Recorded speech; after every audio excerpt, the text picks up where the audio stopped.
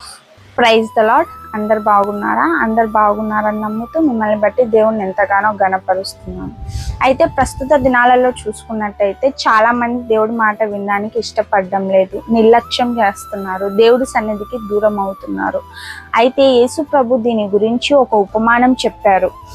ఒక మనిషి భోజనం సిద్ధపరిచి తన దాసుని పిలిచి, నేను భోజనం సిద్ధపరిచాను, వెళ్ళి ప్రజల్ని పిలుచుకురా తినడానికి అని చెప్పాడు. అయితే ఆ దాసుడు మొదటి వ్యక్తి దగ్గరికి వెళ్ళి, అయ్యా మా యజమాని భోజనం సిద్ధపరిచాడు, తినడానికి రండి అని చెప్పాడు. అయితే ఆ వ్యక్తి ఒక సాకు చెప్తున్నాడు, నేను ఒక పొలం కొన్నాను, వెళ్ళి వెంటనే దాన్ని చూసుకోవాలి, నేను రాలేను, ఏమనుకోవద్దు, క్షమించండి అంటున్నాడు.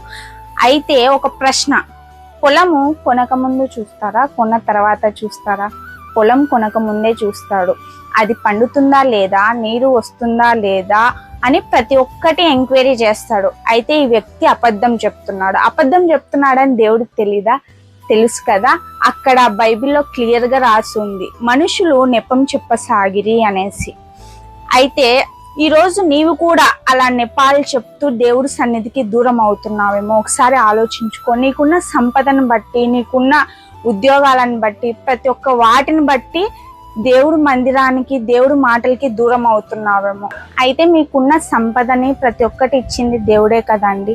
మళ్ళీ ఇచ్చిన దేవుడిని గణపరచకుండా ఇచ్చిన వాటిని గణపరుస్తున్నారేమో ఒకసారి ఆలోచించుకోండి. ప్రస్తుత దినాలలో మనం చూసుకున్నట్టయితే ముఖేష్ అంబానీ కొడుకు అనంత్ అంబానీ తన పెళ్లి వేడుకలలో ఇలా మాట్లాడుతున్నాడు, మాకు ఎంతో ఆస్తుంది, అయినప్పటికీ కుటుంబంలో శాంతి లేదు, నేను చిన్నప్పటి నుంచి చాలా ఇబ్బందులు పడ్డాను, చిన్నప్పటి నుంచి ఇప్పటి వరకు ఎన్నో ఆపరేషన్స్ జరిగాయి, చాలా బాధపడ్డాను అని తన బాధను వ్యక్తపరిచాడు. అప్పుడు తన తండ్రి అది చూసి చాలా బాధపడ్డాడు, ఏడ్చాడండి.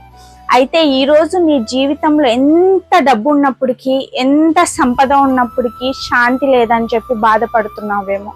ప్రయాసపడి భారం మోస్తున్న సమస్త జనులారా నా యుద్ధకు రండి, మీకు నెమ్మదిని విశ్రాంతిని కలగజేస్తాను అంటున్నాడు. ఈరోజు ఎంత డబ్బు ఉన్నప్పటికీ నీ జీవితంలో నెమ్మది విశ్రాంతి లేదేమో. నువ్వు దేవుడి మాటలను విను, దేవుడిలో ఎదుగు, నీకు నీ కుటుంబానికి దేవుడు విశ్రాంతిని కలగజేయబోతున్నాడు. ఆమేన్.